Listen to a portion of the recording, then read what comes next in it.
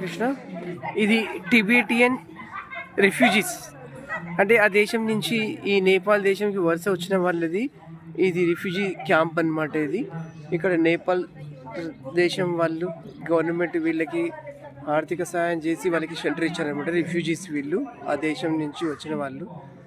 ఇది refugees camp అన్నమాట. ఇది టిబెటియన్స్. ఇక్కడంతా టిబెటియన్కి సంబంధించిన వాళ్ళ బట్టలు కానీ వాళ్ళ థింగ్స్ ఏమైనా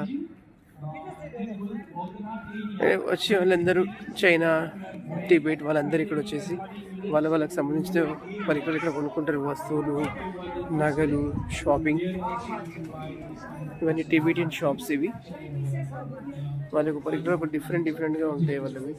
these all Tibetans.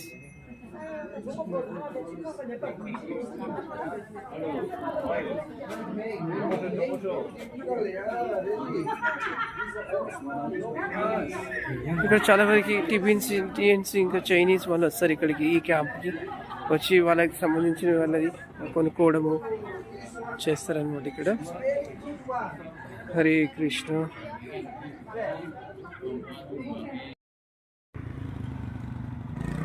Tibetan place ఎక్కడైతే టిబెటియన్స్ వాళ్ళు షెల్టర్కి ఇక్కడ వచ్చారు, రిఫ్యూజీస్. ఇక్కడ వాళ్ళు నిర్మించుకున్న క్యాంపస్, వాళ్ళు ఉండే రెసిడెన్షియల్, ఇక్కడ టిబెటియన్స్ వాళ్ళున్న కాలనీ ఇది.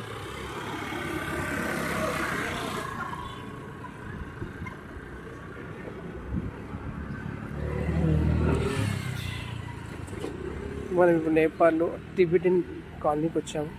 ఇక్కడ ఓన్లీ టిబెటియన్సే ఉంటారు ఇక్కడ. అండ్ దీనికి బ్యూటిఫుల్ లొకేషన్. ఇక్కడ ఎదురుగానే మనకి హిమాలయాస్ కనిపిస్తాయి.